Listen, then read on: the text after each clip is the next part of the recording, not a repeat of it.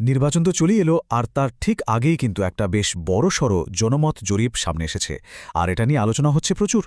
এখন প্রশ্ন হলো, এই যে সংখ্যাগুলো আমরা দেখছি, এগুলো কি শুধুই কিছু ডেটা, নাকি এর ভিতরে দেশের রাজনীতির ভবিষ্যৎ নিয়ে বড় কোনো ইঙ্গিত লুকিয়ে আছে?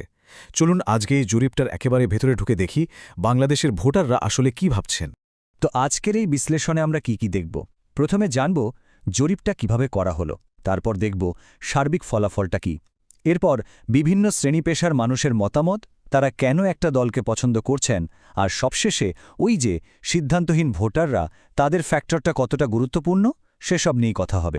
আচ্ছা, যে কোনো জরিপের ক্ষেত্রে কিন্তু সবচেয়ে বড় প্রশ্নটা হলো এর ফলাফলকে কতটা বিশ্বাস করা যায়, আর সেই বিশ্বাসটা নির্ভর করে জরিপটা কিভাবে করা হয়েছে তার উপর। তো চলুন আগে আমরা সেই মেথোডোলজি বা পদ্ধতিটাই একটু দেখে নিই। প্রথমেই বলি, এটা কিন্তু কোনো ছোটখাটো জরিপ নয়। দেখুন, সারা দেশ থেকে মোট 22,174 জনের মতামত নেওয়া হয়েছে। হ্যাঁ, 22,174 জন। সংখ্যাটা আসলেই বিশাল, যারা থেকে বোঝাই যায় এটা কতটা ব্যাপক একটা জরিপ। আর এই ডেটাগুলো কালেক্ট করা হয়েছিল 21শে নভেম্বর থেকে 20শে ডিসেম্বরের মধ্যে। এই সময়টা কিন্তু বেশ গুরুত্বপূর্ণ, কারণ ওই এক মাসের রাজনৈতিক আবহাওয়াটাই এই জরিপের ফলাফলে উঠে এসেছে।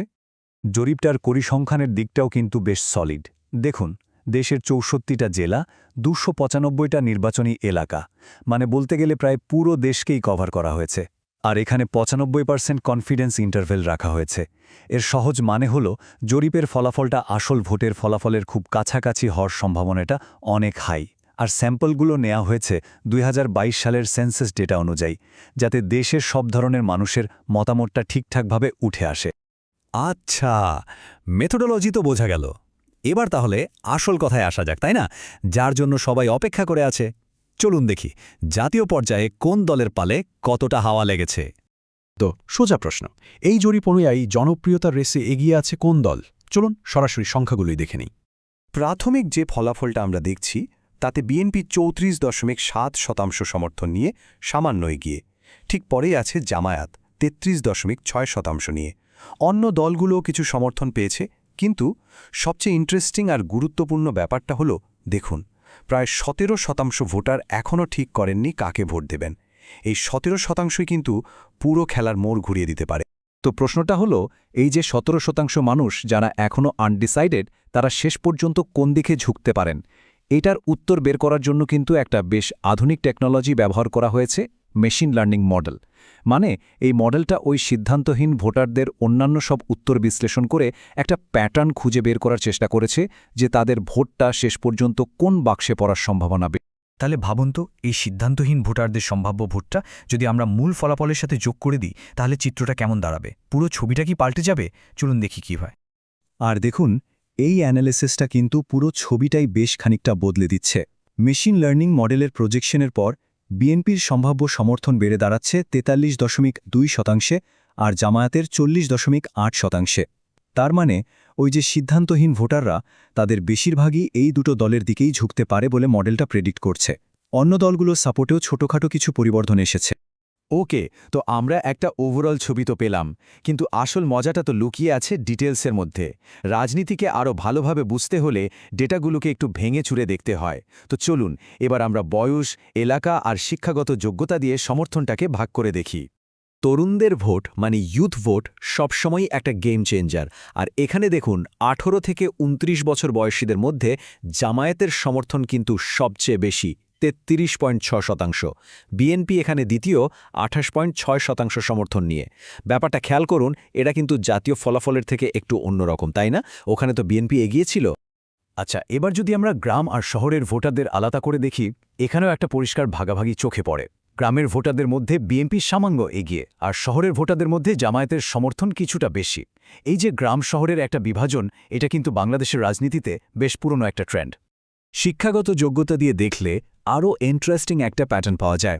যেমন ধরুন, যারা পোস্ট গ্র্যাজুয়েট, মানে দেশের সবচেয়ে উচ্চশিক্ষিত ভোটার, তাদের মধ্যে জামাতের সমর্থনটা কিন্তু বেশ চোখে পড়ার মতো, 37.4%, আর সেখানে বিএনপির সমর্থন 25.9%। মানে দেশের উচ্চশিক্ষিত ভোটারদের একটা বড় অংশের ঝোঁক কিন্তু একটা নির্দিষ্ট দিকেই।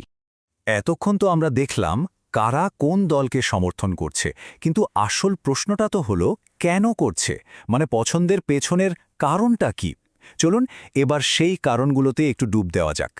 বিএনপি সমর্থকদের জিজ্ঞেস করা হলে তাদের বেশিরভাগই, মানে প্রায় ৭২%ই একটা কথাই বলছেন, সরকার চালানোর পূর্ব অভিজ্ঞতা। এটাই তাদের কাছে সবচেয়ে বড় কারণ। এরপর আসছে গণতান্ত্রিক মূল্যবোধে বিশ্বাস আর সমস্যা সমাধানের ক্ষমতার মতো বিষয়গুলো। এবার যদি জামায়াত সমর্থকদের দিকে তাকাই তাহলে দেখব তাদের কারণগুলো কিন্তু বেশ অন্যরকম। এখানে সবচেয়ে বড় দুটো ফ্যাক্টর হলো কম দুর্নীতিগ্রস্ত এই ধারণাটা আর দলের সদ্ভাবমূর্তি। প্রায় ৪৪.৮% মানুষ প্রথম কারণটা বলছেন। এরপর আসছে স্থানীয় পর্যায়ে সমস্যা সমাধানের ক্ষমতার ওপর বিশ্বাস। তাহলে ব্যাপারটা কি দাঁড়ালো? দুটো দলের সমর্থকদের প্রায়োরিটি বা অগ্রাধিকার কিন্তু একদম আলাদা। একদিকে বিএনপি সমর্থকরা জোর দিচ্ছেন অভিজ্ঞতার উপর, আর অন্যদিকে জামায়াত সমর্থকরা গুরুত্ব দিচ্ছেন সততা আর দুর্নীতিমুক্ত ইমেজের উপর। ভোটারদের চিন্তাভাবনা বোঝার জন্য এই পার্থক্যটা কিন্তু ভীষণ জরুরি। আচ্ছা, আমরা আমাদের বিশ্লেষণে প্রায় শেষ দিকে চলে এসেছি, আর এখন কথা বলবো সেই ভোটারদের নিয়ে যারা হয়তো নির্বাচনের ফলাফলের মূল চাবিকাঠি। হ্যাঁ, সেই সিদ্ধান্তহীন ভোটারদের কথাই বলছি। চলুন দেখি তারা কেন এখনও কোনো দিকেই যাননি। তাদের সিদ্ধান্তহীন থাকার কারণগুলোও কিন্তু অনেক কিছু বলে দেয়। দেখুন, প্রায় ৩০% মানুষ সোজা সাপটা বলছেন তারা কোনো দলকেই বিশ্বাস করেন না। এটা কিন্তু রাজনৈতিক ব্যবস্থার উপর একটা বড় আস্থার সংকট। আবার ১৮%-এর মতো মানুষ রাজনীতির প্রতি আগ্রহী নন। কিন্তু সবচেয়ে অবাক করার মতো ডেটাটা হলো প্রায় ৩৮.৬% মানুষ কোনো কারণই বলেননি। এই নীরবতাটাই কিন্তু পরিস্থিতিকে আরও বেশি জটিল করে তুলে। তো সব মিলিয়ে এই জরিপটা আমাদের সামনে একটা বেশ জটিল কিন্তু ইন্টারেস্টিং ছবি তুলে ধরেছে। একদিকে হাড্ডাহাড্ডি লড়াই, অন্যদিকে একটা বিরাট অংশের ভোটার এখনও সিদ্ধান্ত নেননি বা দলগুলোর ওপর বিশ্বাসী রাখতে পারছেন না। তাহলে প্রশ্নটা থেকেই যায়, এই বিশাল সংখ্যক সিদ্ধান্তহীন আর অবিশ্বাসী ভোটারদের নিয়ে রাজনীতির স্রোত শেষ পর্যন্ত কোন দিকে মোড় নেবে? এই উত্তরটাই হয়তো ঠিক করে দেবে আগামী দিনের রাজনৈতিক ভবিষ্যৎ।